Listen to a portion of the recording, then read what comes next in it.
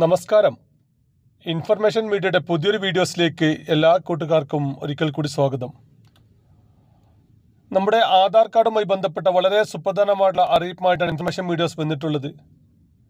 2026 June മാസം 8-ാം തീയതി മുതൽ ആധാറിൽ വരുന്ന വളരെ സുപ്രധാനമായ മാറ്റങ്ങളെക്കുറിച്ചും വളരെ വിശദമായി നോക്കാം. അതിനു മുന്നോടിയായി ഇൻഫർമേഷൻ മീഡിയയുടെ വീഡിയോസ് നിങ്ങൾ ആദ്യമായിട്ടാണ് ഇപ്പോൾ കാണുന്നതെങ്കിൽ ഇപ്പോൾ തന്നെ ചാനൽ സബ്സ്ക്രൈബ് ചെയ്യുക. നമ്മുടെ ഈ ചാനലിൽ ഒരു തരത്തിലുള്ള മതപരമായ കാര്യങ്ങൾ, രാഷ്ട്രീയപരമായ കാര്യങ്ങൾ ഒന്നും വരുന്നതല്ല. ഗവൺമെൻറ്റിൽ നിന്ന് ലഭിക്കുന്ന സേവനങ്ങൾ, ആനുകൂല്യങ്ങൾ, അറിയിപ്പുകൾ എന്നിവയെക്കുറിച്ച് മാത്രമായിരിക്കും വീഡിയോസുകൾ വരുന്നത്. ശ്രദ്ധിക്കുക, ഗവൺമെൻറ് സേവനങ്ങളും അറിയിപ്പുകളും എപ്പോൾ വേണമെങ്കിലും പുതിയ മാറ്റങ്ങൾ വരാം. നിങ്ങൾക്ക് ഏറ്റവും പുതിയ അറിയിപ്പുകൾ ലഭിക്കാൻ ഇപ്പോൾ തന്നെ ചാനൽ ഫോളോ ചെയ്ത് തൊട്ടടുത്തുള്ള ബെല്ലൈക്കൺ കൂടി ക്ലിക്ക് ചെയ്യുക. ഫേസ്ബുക്കിൽ വീഡിയോ കാണുന്ന ആളുകൾ ഫോളോ ചെയ്ത് ലൈക്ക് ചെയ്യാൻ കൂടി മറക്കരുത്. നമുക്കറിയാം, ഇപ്പോൾ സർക്കാരിൽ നിന്നും ഏത് സേവനങ്ങൾ ലഭിക്കണമെങ്കിലും ഏത് ആനുകൂല്യങ്ങൾ ലഭിക്കണമെങ്കിലും നിർബന്ധമായ രേഖയാണ് ആധാർ കാർഡ്. ആധാർ കാർഡ് ഉപയോഗിച്ച് നമ്മുടെ ബാങ്കിലുള്ള പണമിടപാട് വഴി നടത്താൻ സാധിക്കുന്ന ഈ സമയത്ത് ആധാറിലുള്ള എല്ലാ കാര്യങ്ങളും പ്രത്യേകം ശ്രദ്ധിക്കുക.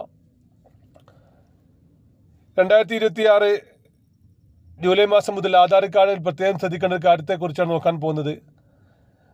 നമ്മൾ ഒട്ടുമിക്ക ആളുകളും ആധാർ കാർഡിൽ നമ്മുടെ മെയിൽ ഐ ഡി ലിങ്ക് ചെയ്തിട്ടുണ്ടാവില്ല.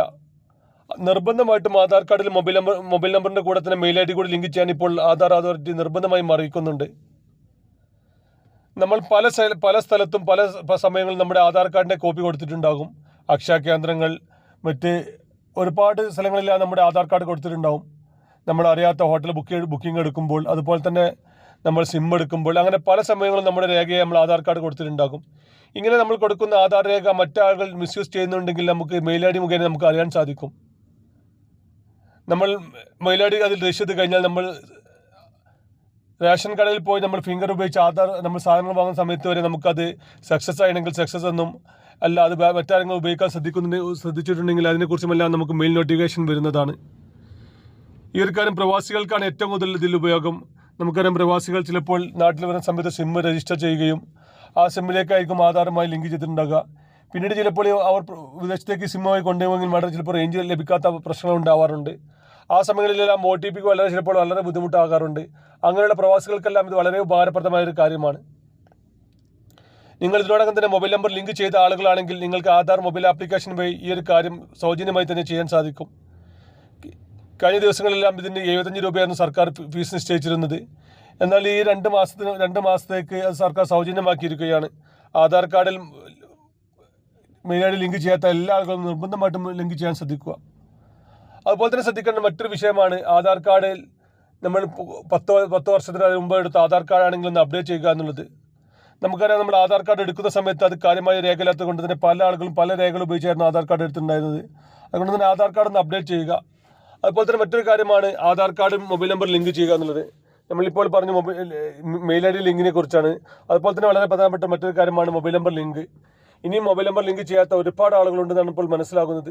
അങ്ങനെയുള്ള ആളുകളുടെ ആധാർ കാർഡിൽ മൊബൈൽ നമ്പർ ലിങ്ക് ചെയ്യുക. അതുപോലെ തന്നെ മറ്റൊരു കാര്യം ശ്രദ്ധിക്കേണ്ട കുട്ടികളുടെ ആധാർ കാർഡാണ്. നമുക്കറിയാം, കുട്ടികൾക്ക് ആധാർ കാർഡ് എടുത്തു കഴിഞ്ഞാൽ നിങ്ങൾ 5 വയസ്സ് എന്നാണ് കുട്ടികൾക്ക് പൂർത്തിയാകുന്നത്. അത് കഴിഞ്ഞാൽ നിങ്ങൾ തൊട്ടടുത്തുള്ള അക്ഷയ കേന്ദ്രങ്ങൾ വഴി ആധാർ കാർഡ് ഒന്ന് അപ്ഡേറ്റ് ചെയ്യാൻ കൊടുക്കുക. ഇതും സൗജന്യമാണ്, ഇതിന് പ്രത്യേകിച്ച് പണം നൽകേണ്ട ആവശ്യമില്ല. അതുപോലെ തന്നെയാണ് 15 വയസ്സിന് മുമ്പ് എടുത്ത ആധാർ കാർഡും ഒന്ന് അപ്ഡേറ്റ് ചെയ്യുക എന്നുള്ളത്. ഈ 2 വയസ്സിനിടയിലും അപ്ഡേറ്റ് ചെയ്യാത്ത ആധാർ കാർഡുകൾ പിന്നീട് കുട്ടികളുടെ സ്കോളർഷിപ്പ്, അഡ്മിഷൻ അടക്കമുള്ള കാര്യങ്ങൾക്ക് ബുദ്ധിമുട്ട് അനുഭവപ്പെട്ടേക്കാം. നിർബന്ധമായി കാര്യങ്ങൾ ചെയ്യുക. ഇപ്പോൾ ഇത് സൗജന്യമായി തന്നെ ചെയ്യാൻ സാധിക്കുന്നുണ്ട്. വീഡിയോ ഇഷ്ടപ്പെട്ടെന്ന് കരുതുന്നു. ഇതുപോലെ ചെറിയ ഇൻഫർമേഷൻ വീഡിയോകൾക്ക് ഇപ്പോൾ തന്നെ ചാനൽ ഫോളോ ചെയ്ത് മറ്റു കൂട്ടുകാരിലേക്ക് ഷെയർ ചെയ്ത് കൊടുക്കുക. ഇനി ഒരു പുതിയ വീഡിയോസുമായി കാണാം. അതുവരേക്കും എല്ലാ കൂട്ടുകാർക്കും നന്ദി, നമസ്കാരം.